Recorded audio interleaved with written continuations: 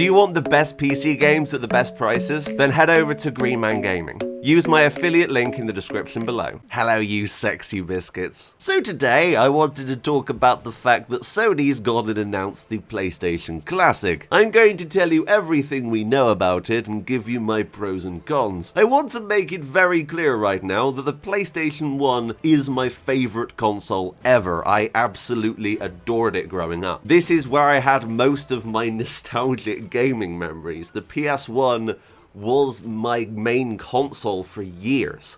So I think I have quite a good gauge on what's good and what's bad about this. Okay, so let's get the elephant out of the room. How much is this going to cost? Because a lot of people are asking that. Well, it is going to cost you $100. Now, converting this into pounds, that is around £76. So we're looking at probably 80 in the UK. This does come pre-installed with 20 games. Now, personally, I think 20 games is a little low. I wish they'd added a few more in here. Currently, we do know 5 of those games. Those 5 games are Final Fantasy VII, which is a classic and obviously needs to be on here. Jumping Flash, which personally I've never heard of or played. Ridge Racer Type 4, which, yes, is a very, very good racing game. Tekken 3. Personally, I've played a lot of Tekken 2, so I'm a little bit disappointed, but Tekken 3 is still great. And the last one is Wild Arms, which I personally never played, but I've heard a lot of good things about. So I do have a couple of negatives about this. Firstly, there is no AC adapter included. Yeah, they didn't really make that very clear, but right at the bottom of the Sony website, it says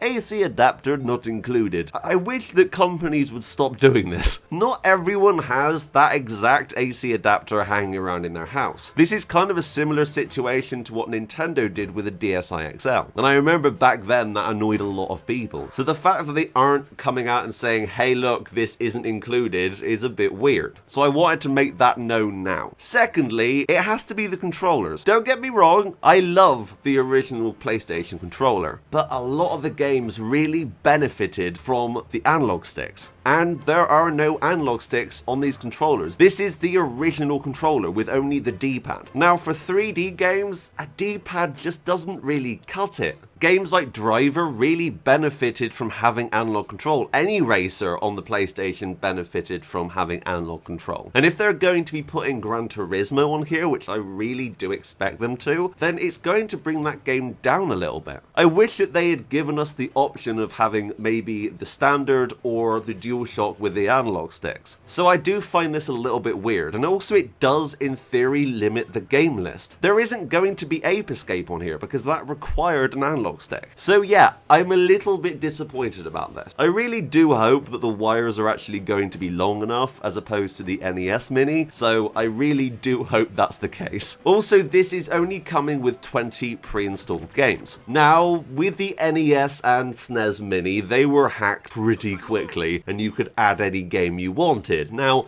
I'm not saying that's going to happen here, but I wouldn't be surprised. Obviously, we don't know the entire list of games that is going to be here, but I do have my wish list. I have created the ultimate list of PlayStation games I want on this console. So, here we go. We need the original Driver because it's awesome. We need any of the Crash games, specifically Crash Team Racing. That was amazing. Any of the Spyro games. Now, this could be a little bit of a problem seeing as they're remaking Spyro currently, so I'm not really sure if they're going to be able to release a Spyro game on here, and if they don't, then that is a major negative because Spyro is such a big part of PlayStation. Dino Crisis 1 or 2. Now, personally, I'd prefer 2 because I absolutely adore that game, but both Dino Crisis games are amazing. Any of the Resident Evil games, seriously any of them, they're really, really good. Demolition Racer. Yes, I'm one of those odd people that prefers Demolition Racer over Demolition Derby. Gran Turismo 2. Back then, this game was absolutely gorgeous, so I'm hoping that this is on there. Tony Hawk's 2. Oh my god,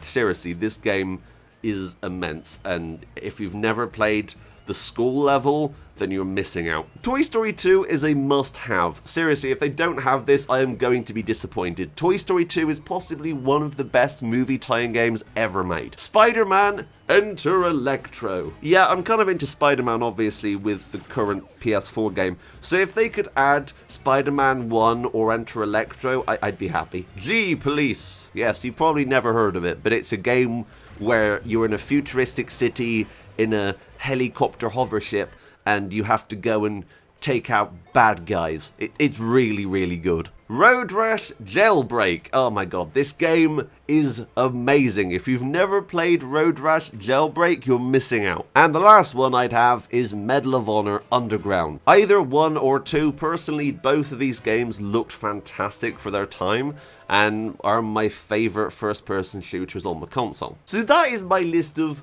must-haves, because honestly, I just want to see those. They would make my day if they were on the list. I'm not expecting all of them to be.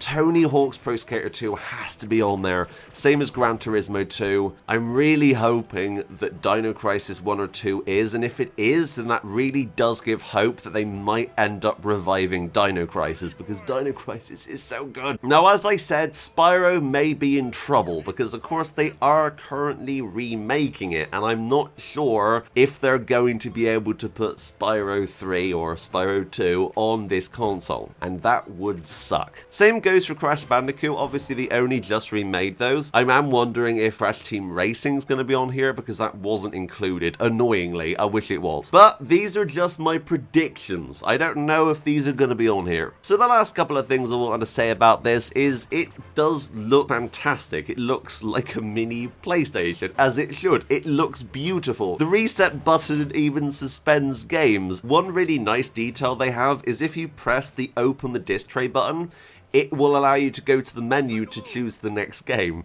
I absolutely love the little tiny details like that. It's also going to be HDMI, so I'm going to be able to plug this into my capture card. I do really want this, but I am slightly worried it's going to go the same direction as the NES Mini did, where they only released a certain amount and they became incredibly expensive. That is my biggest worry right now. But anyway, what are your thoughts? What games do you want to see on this console? Leave a comment down below and tell me. Anyway, thank you so much for watching. I know it's been a little bit different, but this I had to talk about. PS1 is my favorite console. I absolutely adored it growing up, and I needed to get this video out. Anyway, thank you so much for watching, but until next time, that's me, out. Bye, guys.